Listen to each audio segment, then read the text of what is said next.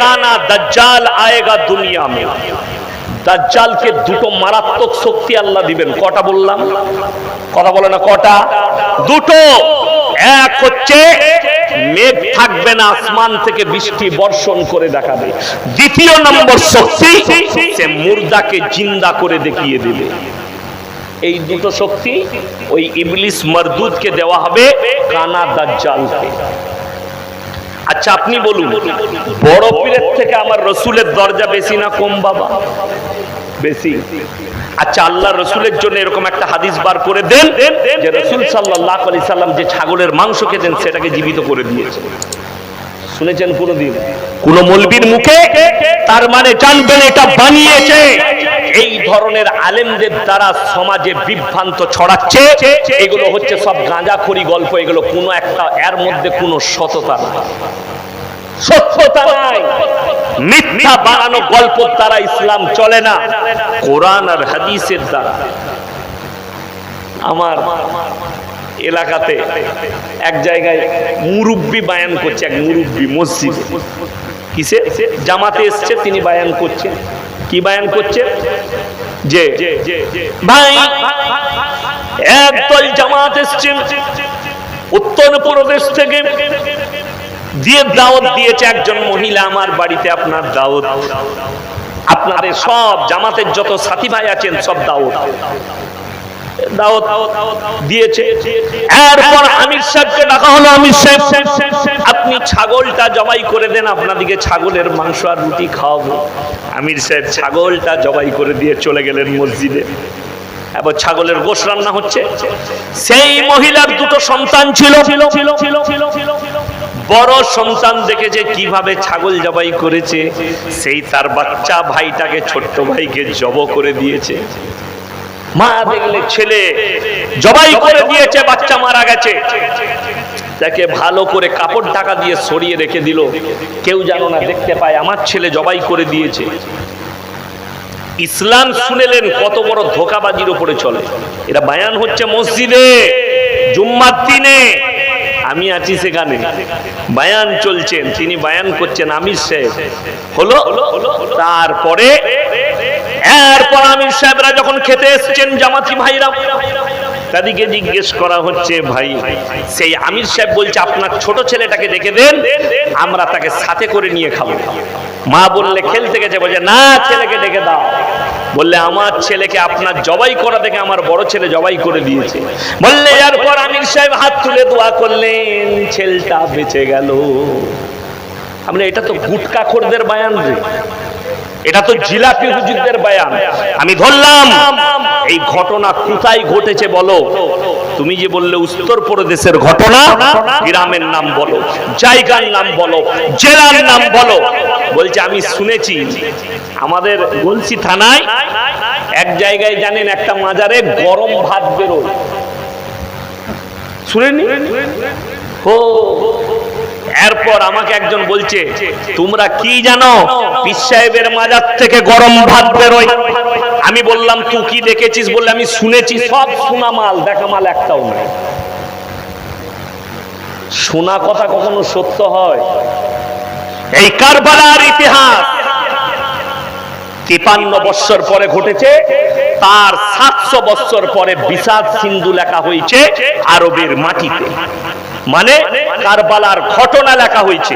আপনারা ইমানদারির সঙ্গে বলুন, কোন একটা ঘটনা যদি 700 বছর পরে কেউ লিখতে চায়, সেই ঘটনার মধ্যে সত্যতা বেশি থাকবে না মিথ্যা বেশি ঢুকবে? কথা বলে না? মিথ্যা। যতগুলো মৌলবি আমি চ্যালেঞ্জ ছুড়ে বললাম, ভারত, বাংলাদেশ, পাকিস্তান, আরব আমিরাত, যারা এই কারবালার বয়ান করছে, কারবালার ইতিহাস বলছে, এই ইতিহাসগুলো সব বানাওয়াট, একটার দলিল আর প্রমাণ।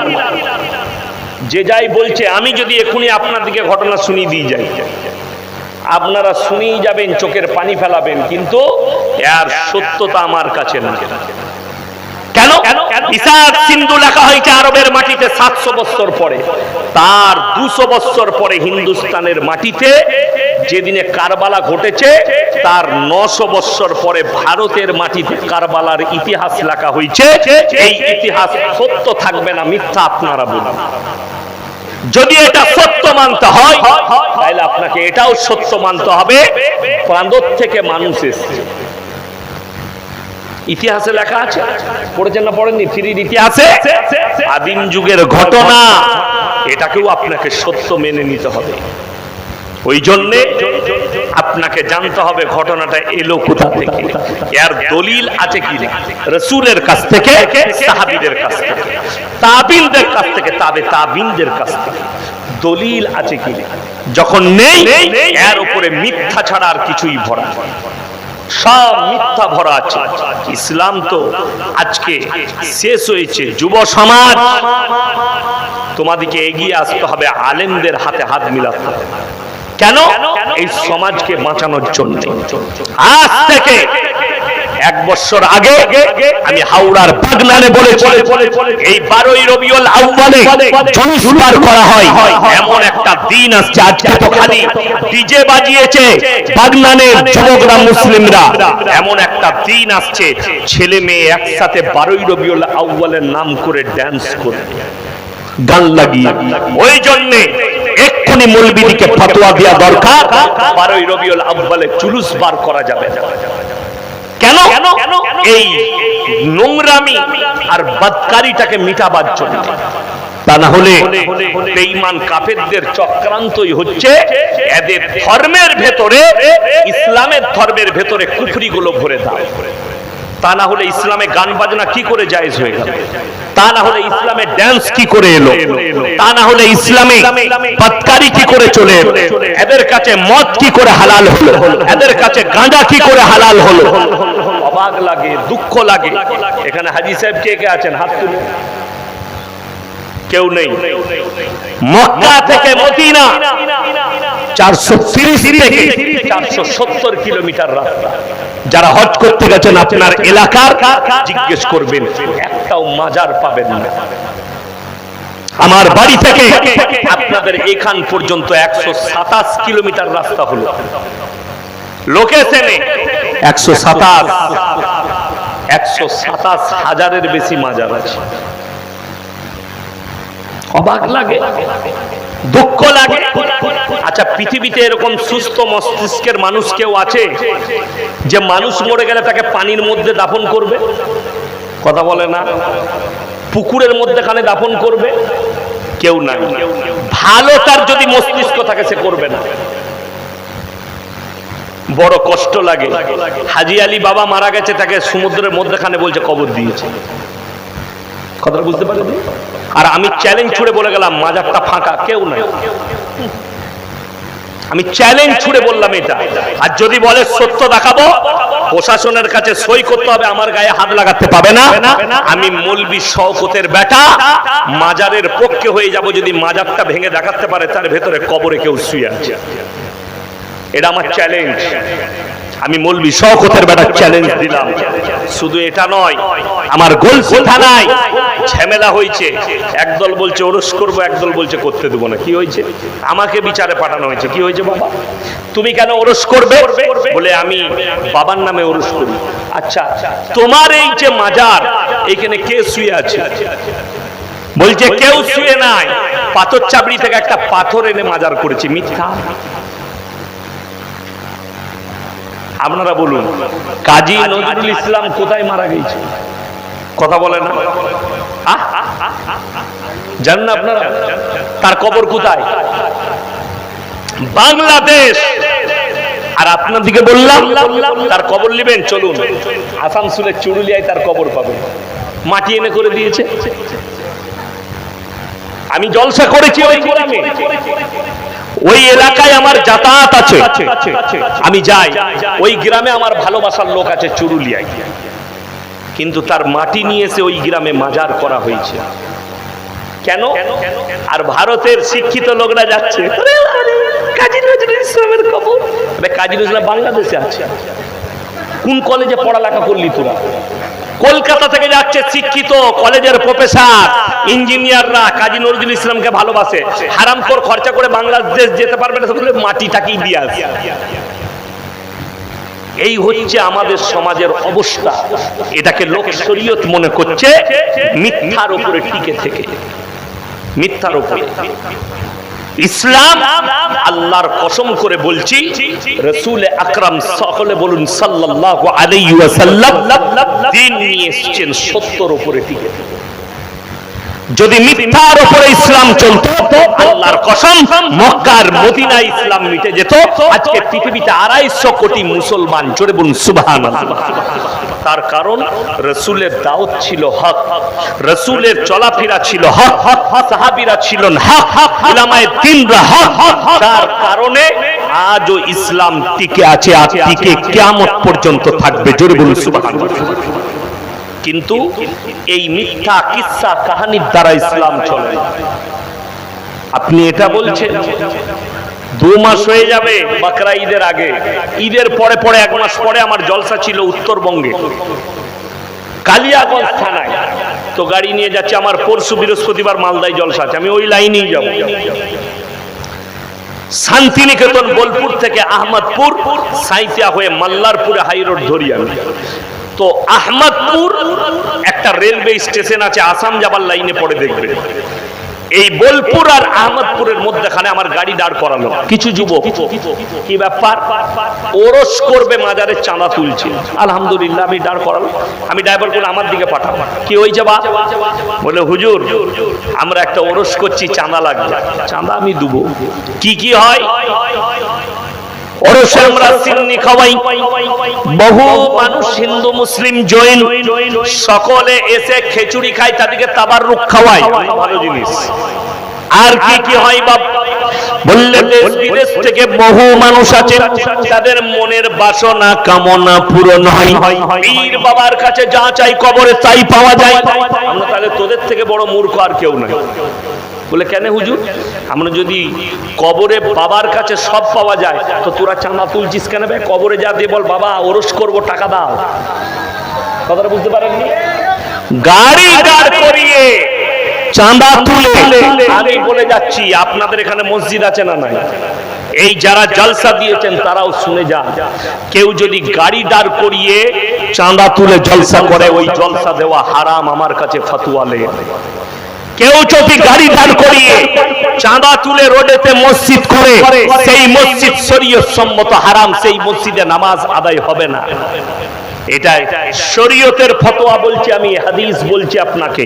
যদি আমার এই ফতোয়া কোনো মৌলবি কেটে দেয়, আমি মৌলবি শওকতের বেটা বক্তব্য জীবনে আর দেব না। নিয়ে আসুন সেই মৌলবিকে, যে বলবে গাড়ি দাঁড় করিয়ে চাঁদা তুলে মসজিদ তৈরি হবে। আমরা মসজিদ তৈরি করি ওয়াকফের জায়গায়, আমরা মসজিদে টাকা দিই, আমাদের হালাল টাকা, ঠিক কিনা কথা বলে, এবং স্বেচ্ছায় দান করা হয়। আর হারামখোর বাবার ওরস করবে গাড়ি দাঁড় করিয়ে, চাঁদা তুলে গায়ের জোরে চাঁদা তুলে ওরস করবে। তোকে কে বললে ধর্ম পালন করতে? কে বলল তোমার কাছে পয়সা নেই, জলসা করার প্রয়োজন নেই?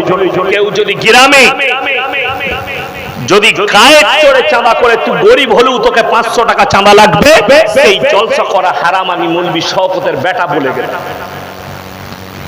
অত সহজ নয় শরীয়ত। আপনি শরীয়তটাকে নিজের মতো করে চালাতে চাইছেন, আর আল্লাহর কসম ইসলাম চলছে রাসূল আকরাম সাল্লাল্লাহু আলাইহি সাল্লাম হাদিস এবং আল্লাহর কোরআনের, আল্লাহর হুকুমের। তা না হলে আজকে পশ্চিম বাংলার নয় পৃথিবীর মুসলমান এই আশুরা রাত্রিতে রোজা রাখত। ঠিক কি না কথা বললেন? কালকে সবাই রোজা রাখবেন তো? সকলে জোরে বলুন ইনশাআল্লাহ। কালকে রোজা রাখুন। যারা আজকে রাখেননি কালকে একটা রাখবেন, পরশু একটা রাখবেন। যারা আজকে রেখেছেন কালকে আর একটা রাখবেন। কেন? এই দুটো রাখার। রাসূল কিন্তু একটা রাখতেন, কিন্তু নবীজি তিনার আখরি জিন্দেগির আখরি ওয়াক্তে আখরি বৎসরে বলে গেছেন, আমি যদি আগামী বৎসরে বেঁচে থাকি তা দুটো রোজা রাখবো। জোরে বলুন সুবহানাল্লাহ। এটা সহিহ হাদিস। কিন্তু তারপরে আল্লাহ রাসূল আর দুনিয়ায় থাকেননি, তার আমলটা শুরু হয়ে গেছে। কেন? রাসূল এই কথাই বলে গেছেন। এরপর শুনে যান, কেউ যদি বলে, কোন মৌলবি কোন মুহাদ্দিস কেউ যদি বলে আশুরার রোজা রাখতেই হবে, তাহলে কিন্তু বেদাত হবে। কেউ যদি না রাখে কোনো দোষের নাই, আপনি রাখতে পারছেন না, ওটা কোনো অসুবিধা নেই।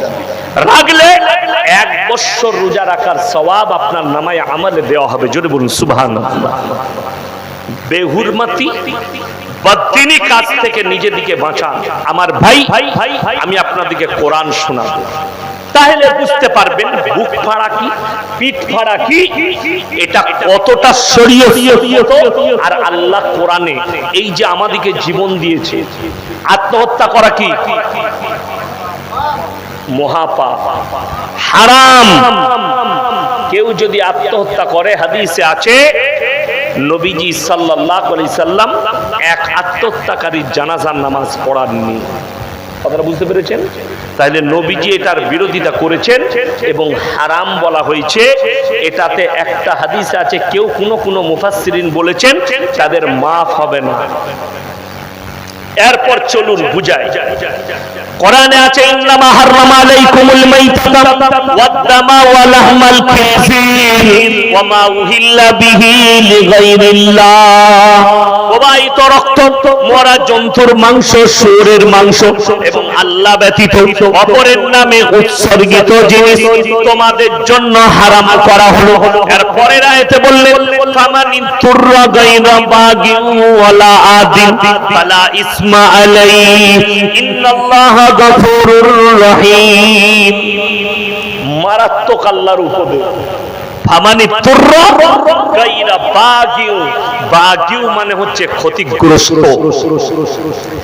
এমন একটা জায়গায় পৌঁছে গেছেন যেখানে কোনো খাবার নাই, আপনি না খেলে মারা যাবেন, না খেলে মারা যাবেন, এমন পরিস্থিতি। সেইখানে আপনি দেখতে পাচ্ছেন প্লেটে এক জায়গায় পেলেন আপনি শুয়োরের মাংস। কিসের মাংস বললাম বাবা?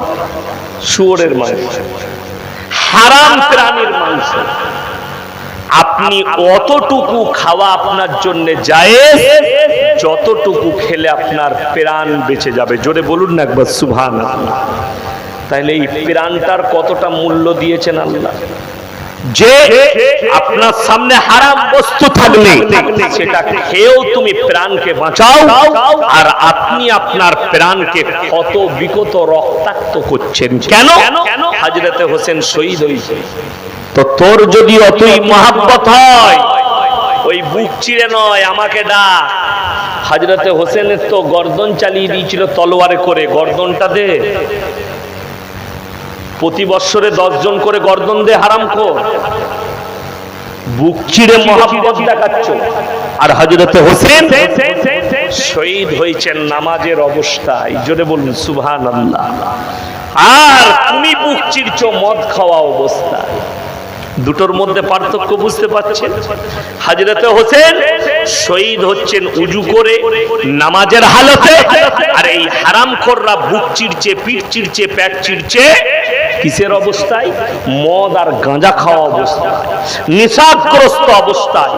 তুমি আর হযরতে হোসেনের মধ্যে পার্থক্যটা তুমি নিজে করে নাও।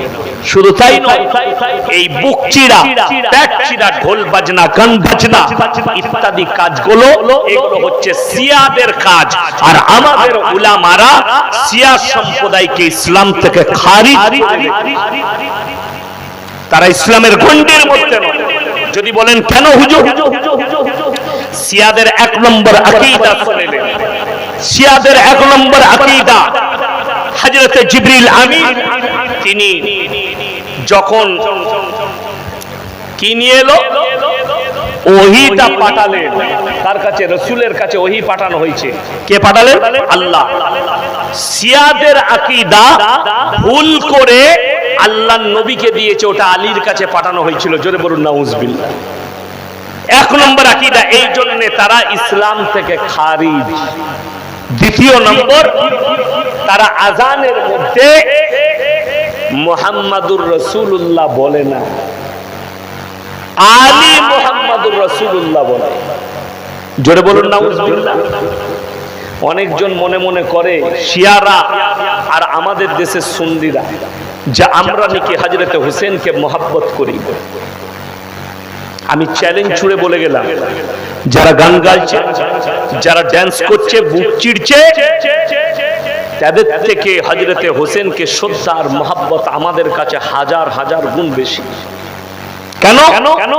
আমরা রোজা রাখি, হযরতে হোসেনের জন্য দোয়া করি। ফতোয়া কাফের কেউ কি লাগাই না।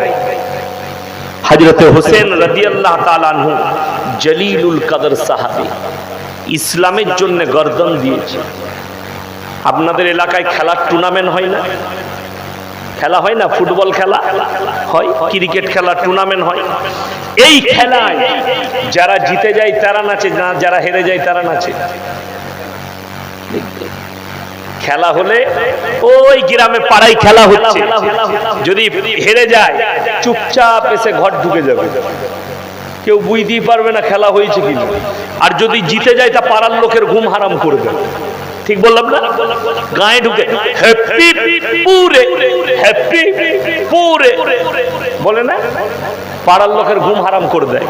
তো আমি বলতে চাই, যারা ড্যান্স করছো, যারা নাচ করছো, হযরতে হোসেন শহীদ হয়েছেন মানে আমাদের দুঃখ হবে না হাসি হবে? দুঃখ হবে। যারা বলছে এরা এজিদের সৈন্য, আমাদিকে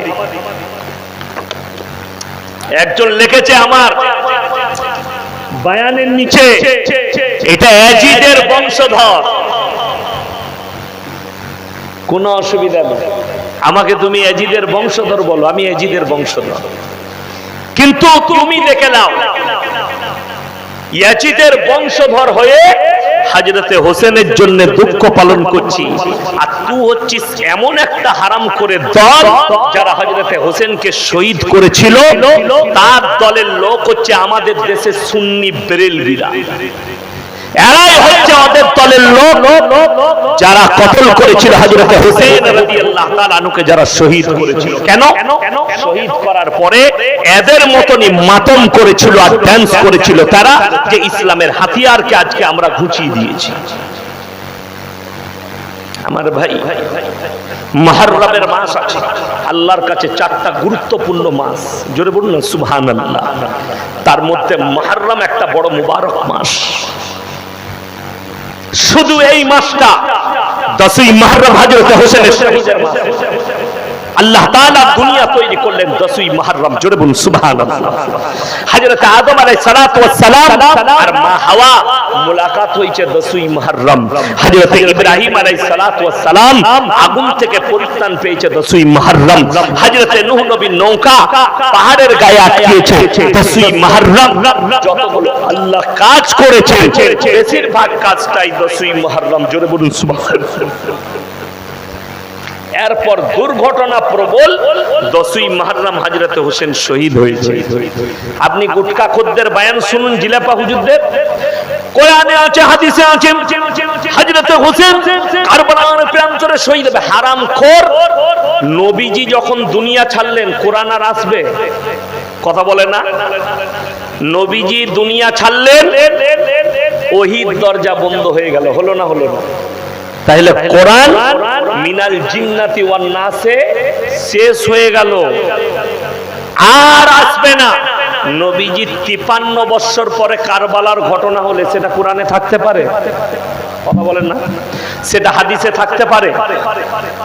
নবীজির আগের ঘটনা হলে মানা যেত, আল্লাহর রাসূল চলে যাওয়ার 53 বছর পরে ঘটনা, এই ঘটনা কোরআন আর হাদিসে নয়, এটা মিথ্যা বানোয়াট এবং জাল। ইসলামের ইতিহাসে আছে। কোথায় আছে বললাম? ইসলামের ইতিহাসে কারবালার ঘটনা দুঃখজনক ঘটনা, আমাদের জন্য বেদনাদায়ক ঘটনা। তাই বড় কষ্ট লাগে। আপনি মুর্শিদাবাদ জেলায় যান, আন্ডার প্যান্ট পরেছে ফুটবল প্লেয়ারের মতো হারাম করবো, আন্ডার প্যান্ট দিয়ে ড্যান্স করছে। এরা কখনো হযরত হোসেন রসুলের আশিকে রসুল হতে পারে?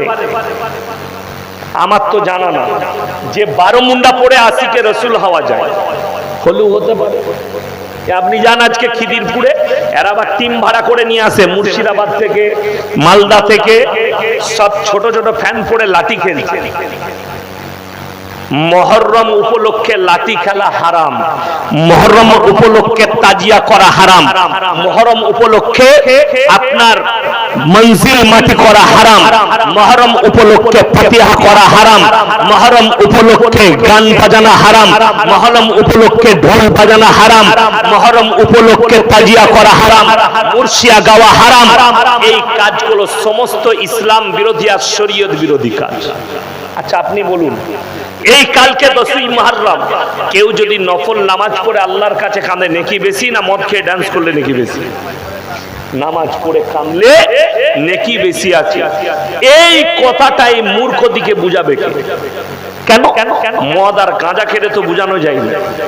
আর তাদের সাপোর্টে কিছু ওই জিলাপি হুজুর আর গুটকা খোর আছে যে না তাজিয়া করতে হবে, না গান বাজাতে হবে, না ঢোল বার করতে হবে, না মুহররমের মিছিল বার করতে হবে। কেন? তা না হলে হারামখোরদের পেটই চলবে না। কালকে হালুয়া রুটি খাবে, কালকে পোলাও খাবে, বিরিয়ানি খাবে। খাওয়াটা বড় জিনিস নয়। কাল আমার মাদ্রাসার ছেলেদিকে আমি ইফতারির পরে পরেই বলেছি বিরিয়ানি খাও, আমি খাও, আমি কিন্তু থাকবো না। কাল উলু বেরিয়ে আমাকে 4টায় আবার বেরিয়ে যেত। কষ্টের বিষয়টা কোথায় জানেন? দুঃখ কোথায় লাগে? যে মুসলমান ইসলামটাই কি বুঝতে পারে না, খালি মনে করেছেন নামাজ, রোজা, তাসবিহ, তেলাওয়াত, টুপি লাগানো, দাড়ি লাগানো, এইটাই তো ইসলাম। কে বলল আপনাকে? পরিপূর্ণ একটা জীবন ব্যবস্থার নাম ইসলাম। আমাদের দেশে নামাজি কটা কোয়ালিটি আছে জানেন? 3টে। কটা বললাম? 3টে। 5 ওয়াক্তের নামাজি, জুম্মার নামাজি, ঈদ বকরা ঈদের নামাজি। ঠিক বললাম না? আমি যেখানে ঈদের নামাজ পড়াই তো আমাকে বললে একজন কানে কানে, হুজুর নিয়তটা বলে দিবে। আমি কেন বলবো? কেন বলবো আমাকে বুঝো। হুজুর বহুজন জানে না। আমরা তাদেরকে আর জীবনে জানতেও হবে না। বলে কেন? আমি সে তো আর কাল থেকে নামাজ পড়বে না, শুধু ঈদ নামাজ পড়তেই। আচ্ছা আপনি বলুন, কেউ যদি মনে মনে নিয়ত করে যে আমি ঈদের নামাজ পড়ছি, এই ইমামের পেছনে আল্লাহু আকবার, নামাজ হবে না? হবে না? কথা বলে নামাজ হয়ে যাবে। এরপর চলুন, কেউ যদি সানা না পড়ে নামাজ হবে? কথা বলছেন? কেউ যদি দরুদ শরীফ না পড়ে নামাজ হবে? কেউ যদি আত্তাহিয়াতু না পড়ে নামাজ হবে? কেউ যদি রুকুর সিজদার ইগুলো না পড়ে, তাসবিহ গুলো, নামাজ হবে? ও হারামখোর কিছুই জানে না, খালি বলছে নিয়তটা বলে দেন। বাকি কি করবে? রুকুতে গিয়ে সবাই যখন আত্তাহিয়াতু পড়ছে, দেখলে সারা চাচা যখন পড়ছে আত্তাহিয়াতু লিল্লাহি ইউ তখন পড়ে নাই কিচ্ছু, খালি মুখটা লাড়ছে। চাচা যেন বুঝতে পারে সারা পড়ছে। ধোঁকাবাজ, প্রতারক। এই নামাজের কি মূল্য আছে আপনি ভেবে দেখুন। যে জুম্মার দিনে নামাজ পড়তে যায় আর ভাবে আমার মতো নামাজি কেউ নাই, আল্লাহর কসম করে বলছি, রসুলের হাদিসটা শুনে যান, যার নামাজ নাই রসুল বললেন তার মধ্যে ইসলাম নাই। যার নামাজ নেই তার মধ্যে ইসলাম নেই। একজন কাফের আর একজন মুসলমানের মধ্যে মারাত্মক যে পার্থক্য, সেটার নাম হচ্ছে নামাজ। কাফের নামাজ পড়ে না, মুসলমান যে হবে সে নামাজ ছাড়ে না। বড় কষ্ট। এরপর যদি বলে নামাজে কি ফায়দা, যারা বেনামাজি আছেন তারা শুনে নামাজের ফায়দাটা শুনে যান। কোরআন বলছে ইন্নাস সালাতা তানহা আনিল ফাহশাই ওয়াল মুনকার। হে আমার নবী বলে দাও, নিশ্চয় নামাজ এমন একটা ইবাদত, মানুষ যখন নামাজ পড়ে অশ্লীল কাজ থেকে সরিয়ে তাদেরকে ভালো কাজের দিকে নিয়ে যায়। কোরআন, জোরে বলুন সুবহানাল্লাহ। যারা নামাজ পড়েন না, নিয়ত করলেন আজ ফজর থেকে আর নামাজ কাজা করব না, কিয়ামতের দিনে কঠোর হিসেব নেওয়া হবে। নামাজে জিন্দেগিতে নামাজ নাই, পরিবারে নামাজ নেই, আপনার জানা নেই। আল্লাহ রসুলের হাদিস শুনেলেন, আখিরি জামানা যখন আসবে পৃথিবীতে হারাম আওলাদে ভরে যাবে। আখিরি জামানা কি আসবে? আল্লাহ রাসূল বললেন যে পাপগুলো ছুটে আসছে, যেগুলো বর্বরতার যুগের পাপ, সেগুলো মডেলিং এর নাম নিয়ে আবার ফেরত আসবে। আপনারা কি মনে করছেন এখন বড় বড় 5 স্টার হোটেল কলকাতায়, হাওড়ায় মদের বার আছে না না? কথা বলে না?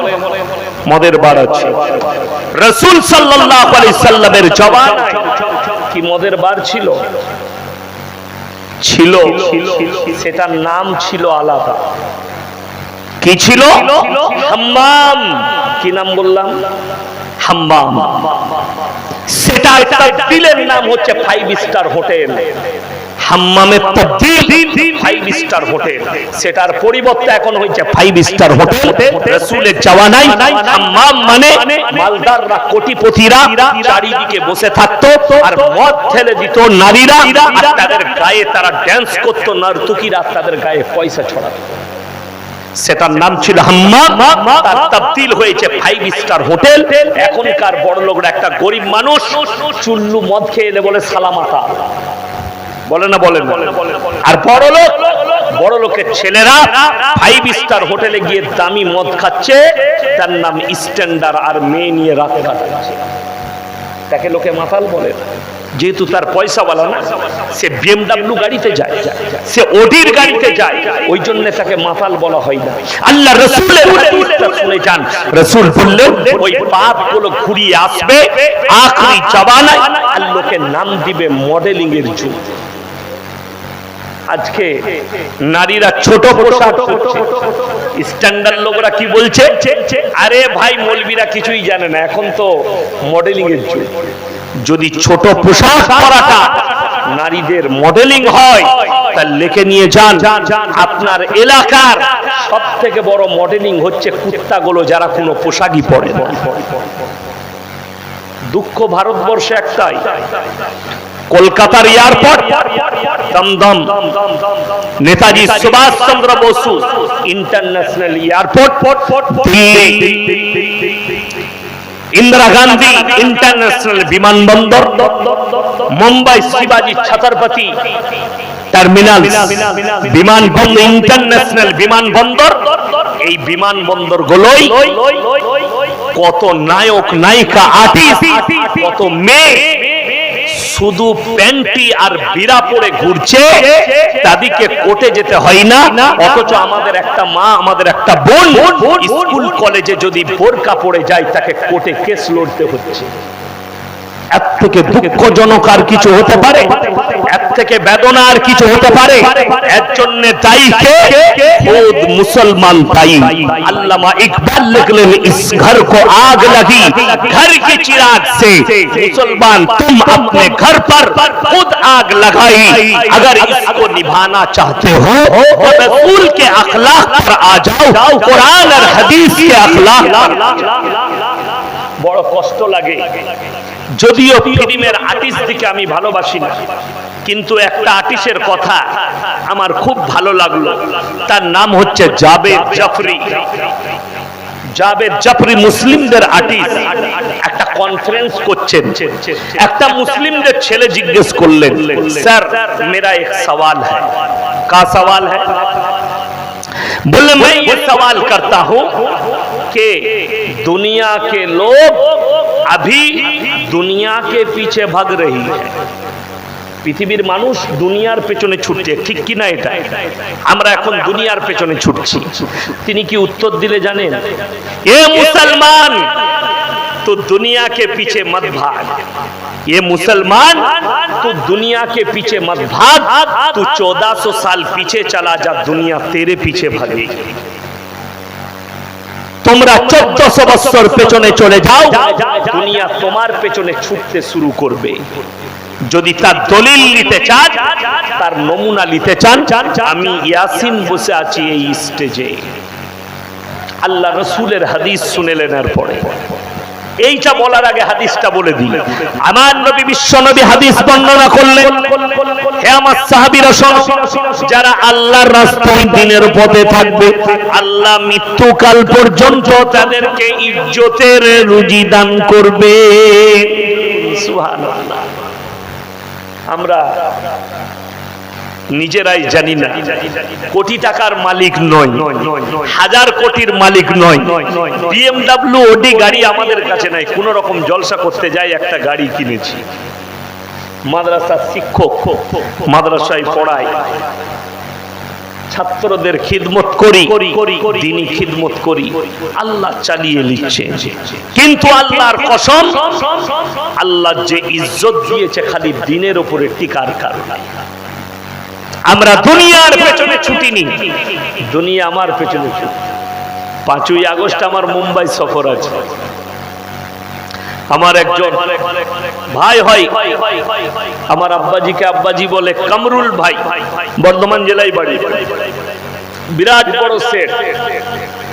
তো আমি বললাম মুম্বাই যাচ্ছি, বলে ইন্তেজারে রইলাম হুজুর, একদিন আমার বাড়িতে দাওয়াত খাবেন, নাহলে আমি রাগ করব। আল্লাহকে বললাম, আল্লাহ রুজির মালিক তুমি, দাওয়াত চাই না, মানুষ খুঁজে বেড়ায়। আমি বকরা ঈদের 3 সপ্তাহ আগে গিয়েছিলাম মুম্বাই আর গুজরাট, বড় কষ্ট লাগে। আমি দাঁড়িয়ে আছি মাহমুদ আলী রোডে, ও পার থেকে রোডের এপারে ছুটে এলো, হুজুর আমি আপনার ভক্ত, আমার বাড়িতে একদিন দাওয়াত খাও। আমি বললাম ভাই সময় নেই। বলে পরের বার এলে আপনি আমার বাড়িতে খাবেন একদিন। আমি আল্লাহর শুকর আদায় করলাম, আল্লাহ তুমি ছাড়া রুজির মালিক কেউ নেই, আর ইজ্জতের মালিক তুমি। আল্লাহ রসুলের কথা কত সত্য, যে মুসলমান দিনের উপরে আর রসুলের হাদিসের উপরে টিকে যাও, দুনিয়াকে তোমার পেছনে আল্লাহ ছুট করাবে। ভেবে দেখেছে? আপনি ভাবুন, আপনি দিনের উপরে টিকেন, আল্লাহর কসম দুনিয়া আপনার পেছনে ছুটবে। আপনি কি মনে করছেন ভালো মন্দ খেতে পাওয়াটাই ভালো কাজ? যারা এটা ভাবছেন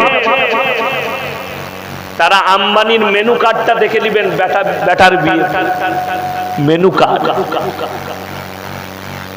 আমিও বিয়ে খেয়েছি হাওড়া জেলায়, হাজী শাহানুর তাকারের বড় ছেলের বিয়ে, আমি গিয়েছিলাম। 2200 টাকা প্লেট খানা, এক প্লেট ছুলি 2200। আমাকে দাওয়াত দিয়েছিল, আমি গিয়েছিলাম দোয়া করতে, আল্লাহ রুজি মেপেছিল, গিয়েছিলাম খেতে। খেয়ে দেখলাম কি খেলাম, কবে খেয়েছি, কবে পায়খানার চেম্বারে, কোন চেম্বারে চলে গেছে আল্লাহ ছাড়া কেউ জানে না। কথাটা বুঝতে পারেন না? হাই সাহেবের বিয়ে খেয়ে আমি মোটা হয়ে গেছি না, আমি আর কোনোদিন মরবো না ওই খানা খাওয়ার জন্য। আম্বানির লিস্টটা বার করুন, যতগুলো মিষ্টি ছিল সব সুগার ফ্রি মাল লেখে হেলে। সুগার ফ্রি কেন? যতগুলো মালকে দাওয়াত করেছে সব সুগারওয়ালা মাল, খেতে পাবি না, খেতে পাবি। আর আল্লাহর কৃপায় যদি আমাদেরকে দাওয়াত দেয়, আল্লাহ সব খাবার হুকুম দিয়েছে, যেটা পারবে খাও। আল্লাহর কসম, তোমার হাজার হাজার কোটি টাকার মালিক হবে, রুজি আমি আল্লাহ মাপবো, খেতে না দিলে খেতে পাবে না। যদি বলেন কেমন করে, তার বেটা অনন্ত আম্বানি একটা ফরেস্ট তৈরি করেছে গান্ধীনগরে, কয়েক হাজার বিঘে জমি কিনে তাতে হাতি ফেলেছে, বাঘ ফেলেছে, হরিণ ফেলেছে। পশু প্রেমী তার নাম, পশু প্রেমী। তারপরে একদিন দেখলাম লেদারের জ্যাকেট পরেছে, জ্যাকেটটার দাম হচ্ছে 40 কোটি টাকা। কত দাম বললাম? 40 কোটি। লেদারের জ্যাকেট, জানোয়ারের চামড়া। এমন যে জানোয়ারকে মহব্বত করবে তার চামড়ার কেউ জ্যাকেট পরবে? এর নাম ধোকাবাজ। তাকে জিজ্ঞেস করছে মিডিয়াওয়ালা, आपका जो हाथी है उनके लिए जो खाना बन रहा है कैसा? बोले अगर ये मार्केट में बेचा जाए तो एक प्लेट का 700 रुपया पड़ेगा। পিওর গাওয়া ঘি দিয়ে আর দামি দামি বাদাম, পেস্তা আর দামি দামি ডাল দিয়ে তৈরি হচ্ছে খানা। আপনি ভেবে দেখুন, আল্লাহ যদি জঙ্গলের হাতিকে 700 টাকা প্লেট খানা খাওয়ায়, রুজির মালিক কাকে মাপবেন আপনি ভেবে দেখুন। এরপরেও মুসলমান, এরা এরা বলছে আমি 30,000 রোজগার করি, বরকত নাই। বউকে রাস্তায় বার করেছে গ্রুপ লোন করবি যা, বউকে রাস্তায় বার করেছে বন্ধন লোন করবি যা। অথচ ইমামের বেতন 5,000, তার বউকে রাস্তায় বের হতে হয় না। ইমামের বেতন 10,000, তার বিবিকে বন্ধন লোন গ্রুপ লোন করতে হয় না। তার বিবিকে বেপরদায় বাজারে যেতে হয় না। বড় কষ্ট লাগে। আর আপনি 40,000 রোজগার করেন, আপনার অভাব, আপনার বউকে বলছেন বন্ধন লোন আর গ্রুপ লোন। এটা বেঈমান কাফেরদের চক্রান্ত। এদের নারীদিকে বেপরদা করে রাস্তায় বার করো, এদিকে বেপরদা করে দাও, এরা যেন জাহান্নামের পথ অবলম্বন করে। যারা ভাবছেন বোরকা পরাটা হচ্ছে শরীয়তের কি, শরীয়তের কি পর্দা, তারা ভুল ভেবেছেন। বোরকাটা পর্দা নয়, বোরকা হচ্ছে শালীন পোশাক, বোরকা হচ্ছে শরীর ঢাকা। ওইটা হচ্ছে প্রয়োজন মোতাবেক।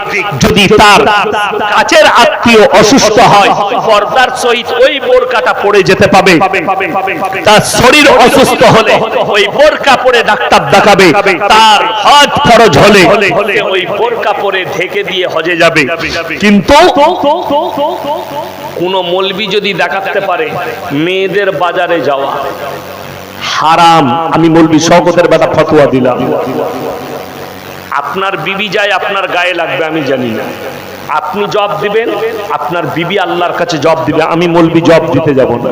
আমাদের দেশের লোক কেন জানেন এটাই ভাবে, আরে চিন্তা নাই, ইয়াসিন হুজুরকে দাওয়াত দিয়েছি, আমরা যত রকমের পাপ করি এ হুজুর দোয়া করলে পেরিয়ে, তোমার থেকে বেশি কেলানি আর কেউ খাবে না, আমি তোমার খাবই খাবো। আমি যদি এই নিয়ত করে বসি যে আমি যখন এই জলসায় এসেছি একটা লোক আর জাহান্নামে যাবে না, আমি সবাইকে জান্নাতে নিয়ে যাব, তো আগে আমার কেলানি হবে তারপরে তোমাদের আছে, এটা লেখে না। যদি বলেন কেন, কোরআন বলছে ফালানাসালান্নাল্লাযীনা উরসিলা ইলাইহিম ওয়া লানাসআলান্নাল মুরসালিন। সূরা আরাফ প্রথম পৃষ্ঠা, যাদের বাড়িতে মানে কোরআন আছে এক্ষুনি খুলেন ছুটে গিয়ে। হে আমার নবী বলে দাও কিয়ামতের দিনে মৌলবি মোল্লা পীর ফকির তো অনেক দূরের কথা, আমি পয়গম্বর আর রাসূল দিকেও দাঁড় করাবো, আর তাদেরকেও জিজ্ঞেস করা হবে তোমরা দাওয়াত কেমন দিয়েছিলে, আর তোমাদেরকে জিজ্ঞেস করা হবে তোমরা কবুল কেমন করেছিলে।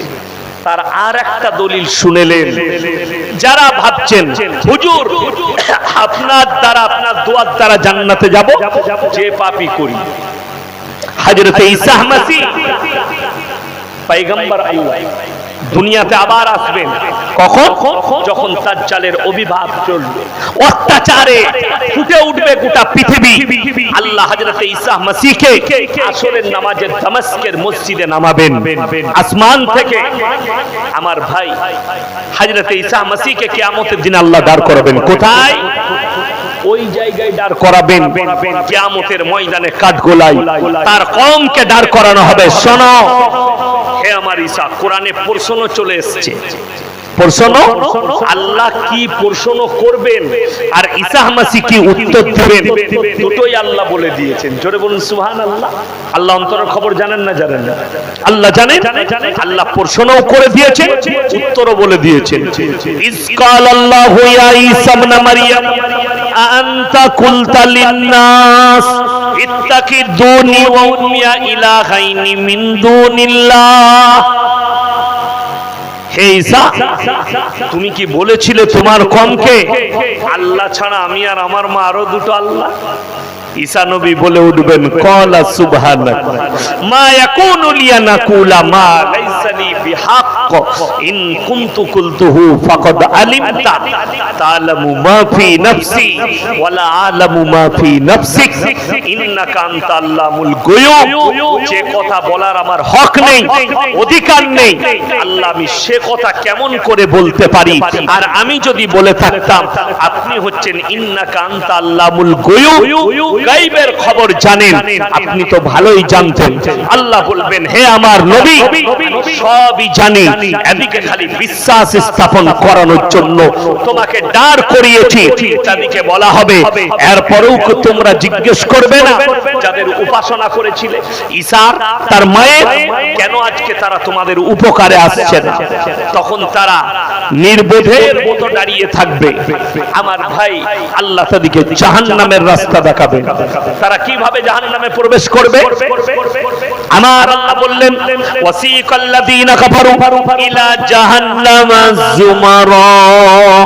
হে আমার নবী, যুমারা মানে হচ্ছে জমা হওয়া, একসাথে 10টা 12টা করে জাহান্নামের আগুনের শিকল দিয়ে বাঁধা হবে আর গরুর পালের মতো নিয়ে যাওয়া হবে। আর ফেরেশতারা জিজ্ঞেস করবে হাত্তা ইযা জাউহা ফুতিহাত আবওয়াবুহা ওয়া ক্বালা লাহুম খাযানাতুহা আলাম ইয়াতিকুম রাসূল। তোমাদের কাছে কি কোন সতর্কবাণী পাঠানো হয়নি, রাসূল পাঠানো হয়নি? তারা বলবে হয়েছিল কিন্তু আমরা মানতে পারিনি। তাদের জন্য বড় দুর্ভাগ্য থাকবে, তারা সেদিনে জাহান্নামে প্রবেশ করবে। আমার ভাইয়েরা, আমার মায়েরা, বোনেরা, আল্লাহ কিয়ামতের দিনে যখন জাহান্নামীরা জাহান্নামে প্রবেশ করবে, দলে দলে ঢোকানো হবে আর জান্নাতীরা জান্নাতের দিকে প্রবেশ করবে। তখন জান্নাতীরা জাহান্নামী দিওকে প্রশ্ন ছুড়ে দিবে, ফি জান্নাতি ইয়াতাসালুনা আনিল মুজরিমিনা মা সালাকাকুম ফি সাকার। তোমরা কেন জাহান্নামে যাচ্ছ? সাকার নামক জাহান্নামে কেন তোমরা প্রবেশ করছো? তোমরা বলতে আমরা ভালো লোক, তোমরা বলতে আমরা হচ্ছি দিনদার, আমাদের মতো ভালো মানুষ নেই, কেন তোমরা জাহান্নামে প্রবেশ করছো?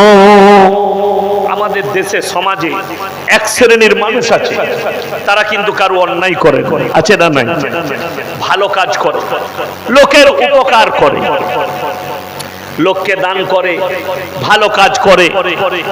আর এক শ্রেণীর লোক আছে যারা এতিম মিসকিনের মালকে ভক্ষণ করে, কেড়ে খায়।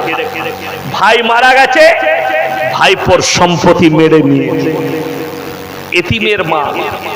কোরআনে আছে সূরা নিসা, বিয়েতে নিকাহ পড়ানোর সময় প্রথম যে আয়াতটা পড়া হয় তার পরের আয়াতে আছে ওয়াতুল ইয়াতামা আমওয়ালাহুম ওয়ালা তাতাবাদদালুল খাবিসা বিত-তাইয়্যিব ওয়ালা তাকুলু আমওয়ালাহুম ইলা আমওয়ালিকুম ইন্নাহু কানা হুবান কাবীরা।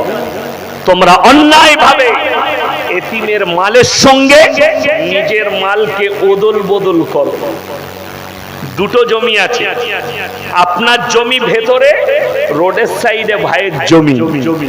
ভাই মারা গেছে, ভাইপো ছোট, টিম মেরে সামনের জমি নিজের, ভেতরের জমি ভাইপোকে করে দিলে তুমি যদি কাবা ঘরে তাহাজ্জুদ পড়ো পেরুবার রাস্তা খুঁজে পাবে।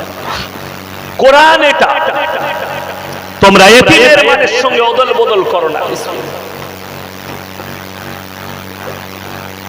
আলহামদুলিল্লাহ, আপনার নামাজ একটু কমজোরি আছে, আমল একটু কমজোরি, কিন্তু আপনি কি করেছেন?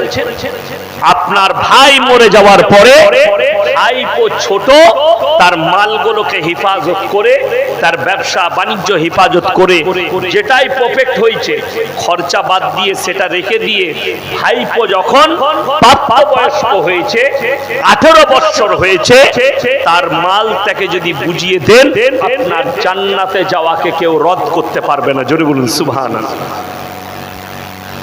আমার ভাই, ওই জন্য কোরআন খুলেন, সেই সময় কিয়ামতের দিনে জাহান্নামীরা কি উত্তর দিবে? এক নম্বর উত্তর হবে ক্বালু লাম নাকু মিনাল মুসাল্লিন। এটা এক নম্বর। যারা নামাজ পড়েন না তারা শুনেলেন, যারা ভাবছেন আমি নামাজ পড়ি না, রোজা রাখি না, দিনদার নয়, কিন্তু পীরেতে জান্নাতে নিয়ে যাবে, পীর সাহেব আমাকে পার করাবে, মৌলবি দোয়া করে পার করাবে, তাদের জন্য কোরআনটা শুনে নাও। তারা উত্তর দিবে কিয়ামতের দিনে ক্বালু লাম নাকু মিনাল মুসাল্লিন। আমরা মুসল্লিদের মধ্যে ছিলাম না, আমরা নামাজিদের মধ্যে ছিলাম না, তাই আল্লাহ আমাদেরকে জাহান্নামে পাঠিয়েছে। দ্বিতীয় নম্বর, ওয়ালাম নাকুন নুতিমুল মিসকিন, আর আমরা মিসকিনকে খানা খাওয়াইতাম না, তাই আল্লাহ আমাদেরকে জাহান্নামে পাঠিয়েছে। ওয়া কুন্না নাখুদু মাল খাইদিন, আর দাড়ি টুপি নামাজি মুসল্লিদিকে দেখে হাসি ঠাট্টা বিদ্রুপ করতাম, তাই আল্লাহ আমাদেরকে জাহান্নামে পাঠিয়েছে। ওয়া কুন্না নুকাজ্জিবু বিয়াউমিদ্দিন, মৌলবীরা যখন বলতো, নামাজিরা বলতো পরকালের কথা, জাহান্নাম জান্নাতের কথা, তখন আমরা কিয়ামতের দিনকে অস্বীকার করতাম, তাই আল্লাহ আমাদেরকে আজকে জাহান্নামে পাঠিয়েছে।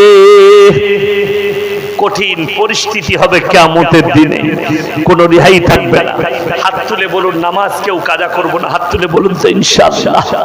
নামাজ পড়ুন পরকালটা তৈরি করার জন্য, নামাজ রোজা, স্ত্রীকে নামাজের জন্য দাওয়াত দেন, বাতিনি থেকে দূরে থাকুন, দিনদার হন, স্ত্রীকে নামাজের তাকিদ দেন, নিজের বাচ্চাকে নামাজের তাকিদ দেন, বুরাই থেকে সন্তানদিকে উপদেশ দেন, ভালো জায়গায় বসো, খারাপ জায়গায় বসবে না। কেন? আমাদের বড়দের কথা, বাপদাদাদের সঙ্গ দোষে লোহা ভাসে।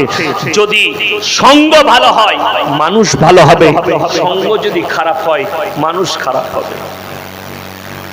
আমার তো দাড়ি দেখছেন সেরকম দাড়ি নাই, ঠিক কিনা?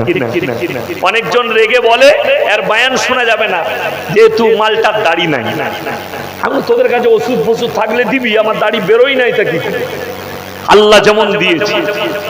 বড় কষ্ট লাগে। আপনি আমার ড্রাইভারকে গিয়ে দেখুন, গাড়িতে আছে, আমার থেকে বড় মৌলবি মনে হয়। কিন্তু আপনাদের এই এলাকাগুলোই, হাওড়া হুগলিতে তখন বালির গাড়ি চালাতো, পাথর বালির গাড়ি, ডাম্পার, 12 চাকা 10 চাকা 16 চাকা সব চালাতে জানে। তখন গাড়ি চালাতো, হাতে বালা, এইগুলো চাঁচা চুল, এক হাতে সুতো, জিন্সের প্যান্ট আর গেঞ্জি। যেদিনে আজ 7 বছর চলছে আমার গাড়ি চালানো, যেদিনে আমার গাড়িতে চেপেছে আমি একদিনও দাওয়াত দিইনি যে তুমি হাতে সুতো পরতে পাবে না, বালা পরতে পাবে না, তুমি এই জিন্সের প্যান্ট গেঞ্জি পরে আমার সাথে জলসাই যেতে পারবে, আমি একদিনও বলিনি। কেন? আমি জানি সঙ্গ দোষে লোহা ভাসে। সে জলসাই যেত, আমার বায়ান হয়তো গাড়ি থেকে শুনতো। এমন একটা পরিবর্তন আল্লাহ দিল, আপনারা শুনলে হাসবেন। তখন আমার ইউটিউব ফেসবুকে এতটা পরিচিতি হয় না, একটু একটু হয়েছে। তো পুরুলিয়া ডিস্ট্রিক্টে একবারই, পুরুলিয়া পেরিয়ে গিয়ে ধানবাদের কাছাকাছি আমাকে দাওয়াত দিয়েছে। তো কিছু আলেম চিনে, সবাই চিনে না। তো আমি গাড়ি থেকে নেমেছি, আমার ড্রাইভারও নেমেছে। তো একটা লোককে খিদমতের দায়িত্ব দিয়েছে, তাই না? খিদমত তোরা করবি, বক্তা এলে হুজুরদের খিদমত করবি, তো তাকে দায়িত্ব দিয়েছে।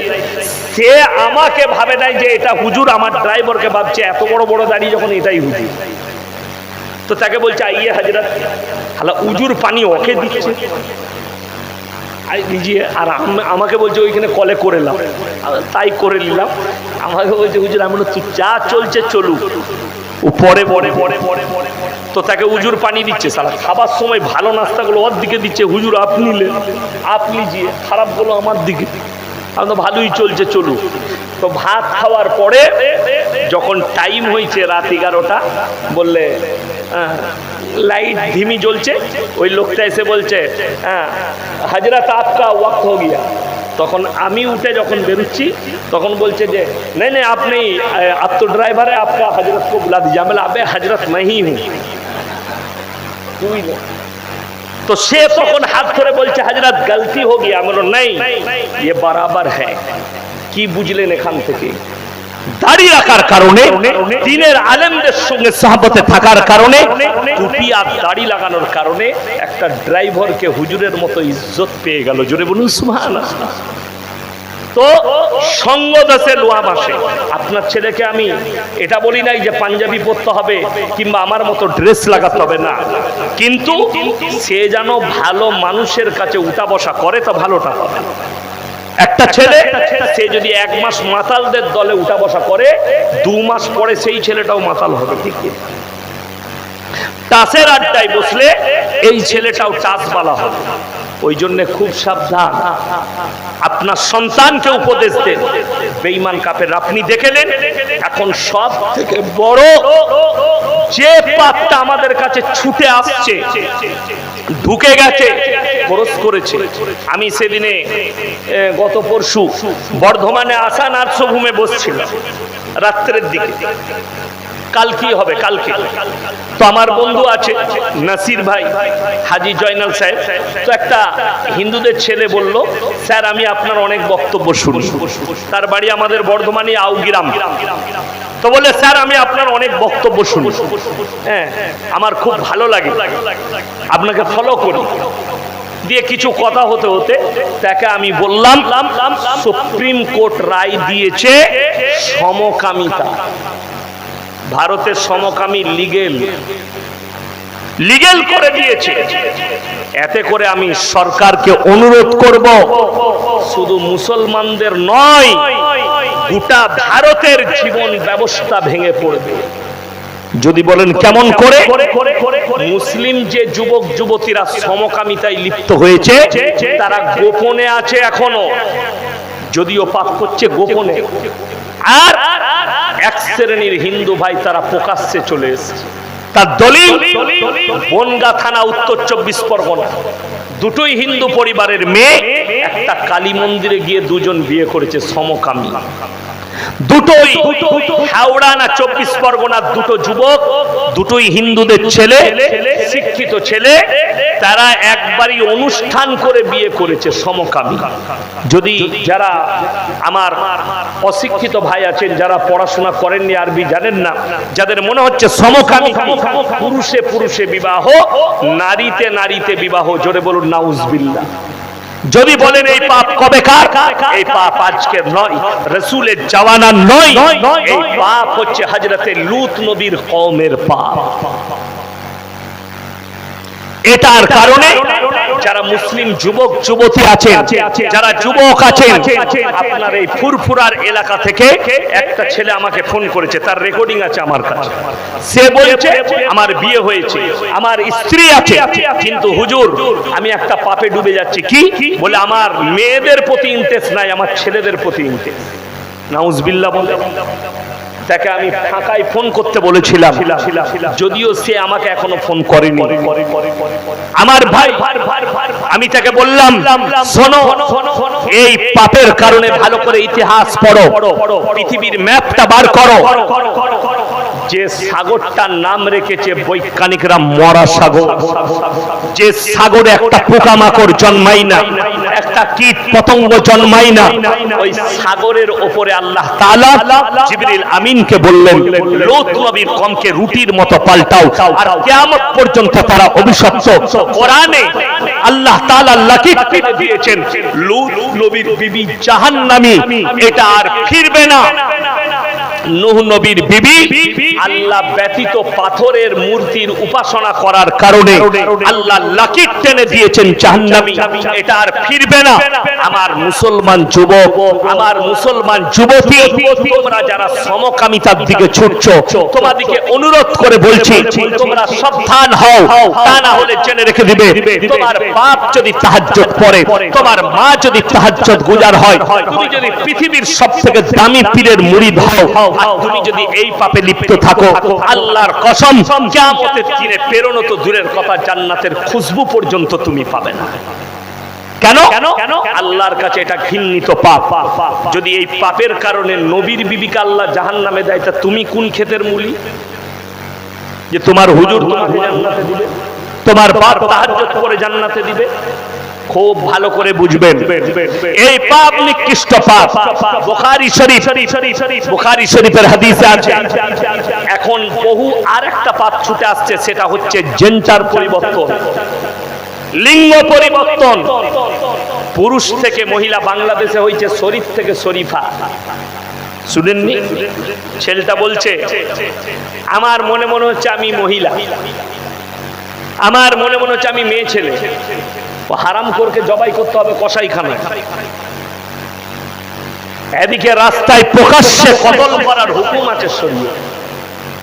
যদিও আমরা যে দেশটায় বাস করছি এটা ভারতবর্ষ, এখানে ইসলামী শরিয়া নাই, দেশের আইন আছে, বিভিন্ন ধর্মের মানুষ আছে এই দেশে, আমরা দেশের আইনকে মেনে চলি। তারপরও বলছি, যদি শরীয়তের আইন চলে, ধর্ষণকারীদের জন্য গর্দন দুটুকরো করার হুকুম ইসলামী শরীয়তে আছে। ভারতে ধর্ষণ বাড়ার কারণ কি? যে ধর্ষণ করবে 10 বছর জেল চলবে, তারপরে যাবজ্জীবন জেল হবে, জেলেতে খাই খাই ওকে কুমির করে আবার বার করবে, আবার চালাগান, আবার আহিবে। যে ধরা পড়েছে তার নাম ধনঞ্জয়। এরকম হাজারো সঞ্জয় ঘুরে বেড়াচ্ছে, রোজ 10টা মেয়েকে ভারতে ধর্ষণ করে, হোটেলে, নিজের ফার্ম হাউসে, আমি নাম করব না কারো, তারা ধর্ষণ করে। বড় কষ্ট লাগে। আসারাম কয়েকশো মেয়েকে ধর্ষণকারী বাবা জেলের, বাবা রাম রহিম মেয়েদিকে আশীর্বাদ দিবার জন্য নিজের গুফায় ডাকে, গিয়ে বলতো, বাবা हमारे बेटी को आशीर्वाद दो। बाबा बोलतो हमारे गुफा में भेज दो। साला गुहार भेतरे की आशीर्वाद दे? আমাকে যদি কেউ বলে যে কালকে যে হিন্দুদের ছেলেটা দেখা করলো, সে বললে স্যার আমাকে আশীর্বাদ দেন। আশীর্বাদ মানে কি? দোয়া। আমি বললাম আল্লাহ তোমাকে ইসলামের জন্য কবুল করুক, এটা আমার প্রথম দোয়া। জোরে বলুন সুবহানাল্লাহ। আমি এটা দোয়া করলাম, এটা আমার আশীর্বাদ। যদি বলে আমার ব্যবসা যেন ভালো চলে, আমি বলবো উপরওয়ালা যেন তোমার ব্যবসায় মঙ্গল দেয়। দোয়া হয়ে গেল। এই দোয়া দিবার জন্য সে যদি বলে, কোন হিন্দু ভাই এসে আমাকে, হুজুর আমার মেয়ে অসুস্থ, দোয়া করবেন, আমি তাকে কি বলবো? গোয়ার ভেতরে তোর মেয়েকে নিয়ে আমার কাছে আয়। এই হারাম খোররা বলছে আমার কাছে নিয়ে। বড় কষ্ট লাগে। আরে ভোলা বাবা দর্শন করতে গিয়ে 122 জন পদপিষ্ট হয়ে মারা গেছে। ইউপি হাসরাত না কোথায় বলে ওটা, উত্তর প্রদেশে মারা গেছে। সে বাবাকে এখনো অ্যারেস্ট করতে পারে। 122 জন অ্যারেস্ট করাও যাবে না। কেন? যারা মারা গেছে তাদের আত্মীয়রা বলছে ইয়ে তো খুশি কি বাত হ্যায়, बाबा की चरणों पे मर गया तो साला तू कैसे बच गया? तो हराम करके आगे मारा दरकार, ये तू जा आगे तू मर। বড় কষ্ট লাগে। আমাদের দেশে দুটো ব্যবসা বন্ধ করা বহুত জরুরি। এক হচ্ছে এই বাবার ব্যবসা, দ্বিতীয় হচ্ছে মাজারের ব্যবসা। এই দুটো ব্যবসা অন্যায়ভাবে মানুষের মালকে আত্মসাৎ চলছে। 10 বছরের ভেতরে এই বাবা 100 কোটির মালিক। বাগেশ্বর ধাম বাবা এক হারামখোর ধোঁকাবাজ। এরকম ওদের 100টা বাবা আর আমাদের 100টা বাউল বুষ্টম আছে মাজারে বসে তাবিজ লিখছে মাদ্রাসার মুখ দেখে। আজ কি নাম করব না, এক জায়গা বলে আমি খিলাফতি পেয়েছি। কে দিয়েছে? একটা কানা পীরে খিলাফতি দিয়েছে। কানাপি। এরপর তাকে বলছি ভাই আচ্ছা বলুন, যে খিলাফতি পাবে সে তো আরবি পড়তে পারবে নাকি? আমি বললাম নুরানি কায়দাটা একটা ছেলেকে বললাম যে আনবো, পড়তে পারবেন? বলে আমি আরবি পড়া জানি না। মানে কোন হারাম কর দিলেবে তোকে খিলাফতি? আরবি পড়া জানে না, খিলাফতি পেয়েছে। তারপরে শুনলাম বলছে মিলাদ পড়ায় খঞ্জনি বাজিয়ে, খঞ্জনি বাজিয়ে মিলাদ। এই পীরু আছে আমাদের বর্ধমান আছে। আমি তাকে বললাম বাংলাদেশে তার মাজার আছে মনসুর শাহ, মনসুর শাহ পীর, বাংলাদেশে তার মাজার আছে। এমন তার মুরিদ যারা বলছে খঞ্জন বাজিয়ে নামাজ পড়তে হবে। কি বলছে জানেন? হারামখোর বলছে আমাদের যখন জান কবজ হয় আগে পীরের কাছে অর্ডার নিতে হয়। নাউজুবিল্লাহ বলে। আমি বললাম তোর পীরের যতগুলো মুরিদ আছে এক হারামখোর জান্নাতে যাবে না। বাস্তব বলছি। বড় কষ্ট লাগে। এই আপনাদের হুগলি, এটা হুগলি না হাওড়া? হুগলি ডিস্ট্রিক্ট তারকেশ্বরের কাছে চাপাডাঙ্গায় এক জায়গায় বক্তব্য দিচ্ছি। আমি মসজিদে শুয়েছিলাম। আমার আগে যেমন ভাইজান বায়ান করছিল, একটা অল্প বয়সী 24 পরগনার ছেলে বায়ান করছে। আমার তখন যাবার সময় হয়েছে, উজু করছি মসজিদে। কি বায়ান করছে জানেন? ভাইয়েরা, মায়েরা, বোনেরা, বড় পীর আব্দুল কাদের জিলানী রহমতুল্লাহ আলাইহির নাম বিনা উজুতে নাপাক অবস্থায় নিলে গায়ের লোম গুলো উঠে যাবে। আমি স্টেজে গিয়ে বললাম, কত বয়স হলো তোমার? ওই যে হুজুর 24 বছর। আমি বলবি আমি তোর থেকে বয়সে বড়। আমি হুজুর আপনাকে খুব ভালোবাসি। আমি ভালো তো পরে বাসবে, আগে তোর বীজ মারি বস। কি হয়েছে? আমাকে বলে হুজুর কি হয়েছে? আমি বললাম খুতবা টুতবা না পড়ে